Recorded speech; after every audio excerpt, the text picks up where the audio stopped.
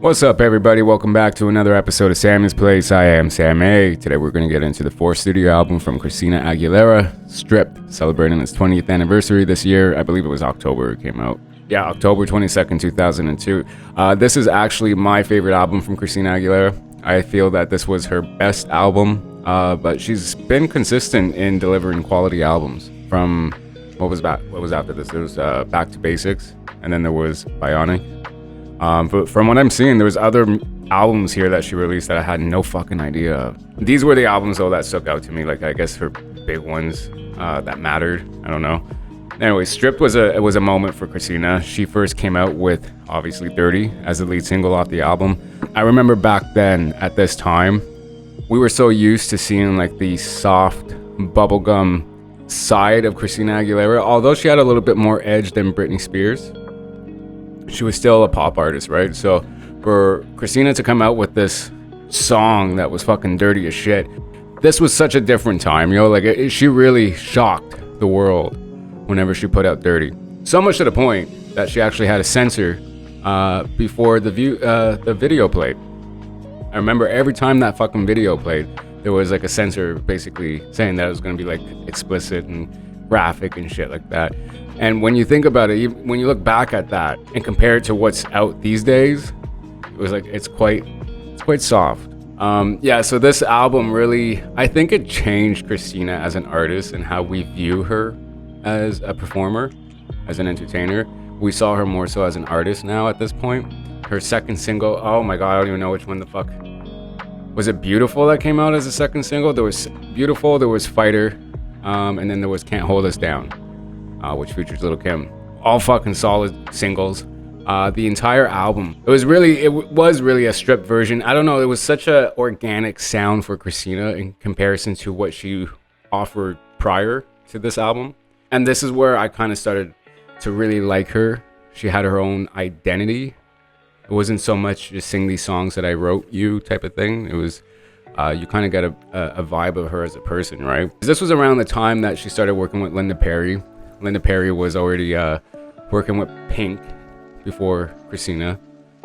So Pink kind of was rubbed wrong by that. You know, she had this professional relationship with Linda Perry when it came to writing. Linda was all over Misunderstood from Pink that came out, I think it was 2001, or was it early 2002? I'm not too sure. Anyways, yeah, Pink was quite vocal about that she had an issue with that. She felt like, like her partner was cheating on her. And I guess she took it a little bit personal when it came to Christina, which I kind of get, but yet on Linda's end of things, it's kind of like it's a check, so why not? And we wouldn't have gotten songs like Beautiful and all these other ones. There's a song on Strip that I really fucking like. I remember seeing her record it or working on the album anyways, and I think it was MTV Diaries. I don't know if it was that or something else, but anyways, some like, behind the scenes thing. She's recording the album and she was working on the song I'm Okay. And I believe that's the last song on the album. One of my favorite songs on that album. I think she also worked with Alicia Keys. Altogether, I think that the project entirely was, it was perfect. And this is when you can shit out fucking hits and put out an album and drag the fuck out of it for, I think it was going on for like a good 3 years. She came with this raunchy look to her. She was dressing more risque. That's one thing I really give her credit for though, is she was the only one that kind of had the balls to do that. Like I remember when Britney came out with I'm a Slave for You, it was a little more urban, yeah, and sexy. But like Christina was like, oh yeah, let me show you. And it's like she made room for herself when she was judged so heavily for it. So I applaud that. And she stuck to it, like she single after single after single, every single she released off that album was successful. So she kind of just ride out the judgment of it all, and then people still liked it and they accepted her in that time. What's funny is I remember at the MTV Awards, whenever the whole Madonna Britney kiss happened, Christina also kissed her, Madonna, but yet nobody gave a fuck for it. It's kind of like we were almost used to Christina's raunchiness, that it was kind of like, oh whatever, that's just Christina. Although other people say that it's because the cameras cut to Justin to get a reaction out of the Britney Madonna moment. I think this was really my favorite era of Christina though, not only because of the album, but because of the performance wise, what she was doing. It seems like she was dancing a lot. Anyways, I just feel like this is the most that we got out of her as a performer, entertainer, right? These days, you know, Christina.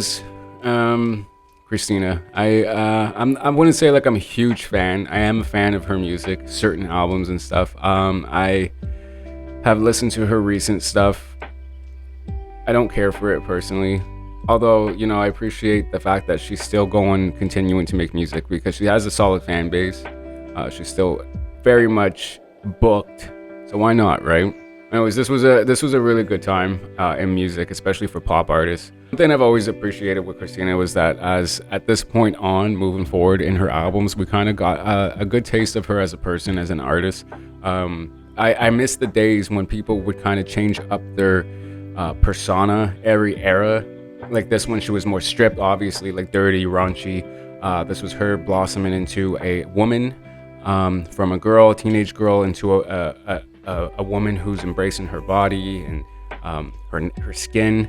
And then it went to back to basics, where she went old school, which was also a great approach too. I don't remember other than the lead single off of that one. Oh yeah, no, there was a few. Anyways, we'll get to that one another day. But Bionic was definitely a good effort too. Unfortunately, it didn't really do much chart wise, which is a shame because it actually is a really good fucking album. I don't even remember what the fuck came after that. I think at one point I stopped after Lotus. I think that's what.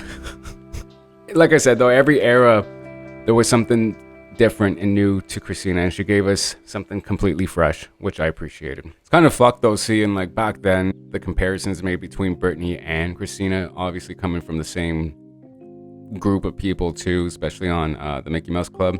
It's really sad to see where Britney's at. It seemed like Christina was able to have more of a private life.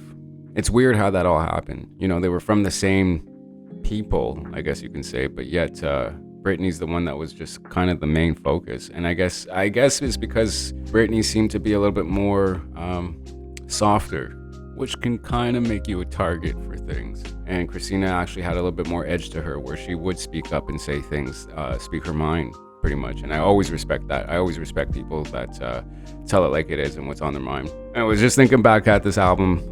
It was quite the impression that she made on us, especially with Dirty.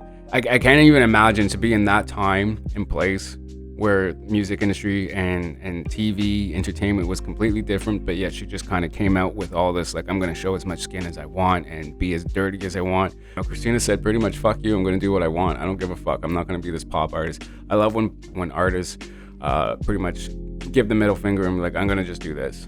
And you know, one thing that I really think is great, that I absolutely love, is that all these women, these pop artists like Christina, Pink, and Britney, they were all kind of like put against each other by like media and everything like that. Obviously Pink and Christina had their issues since like the Moulin Rouge fucking days.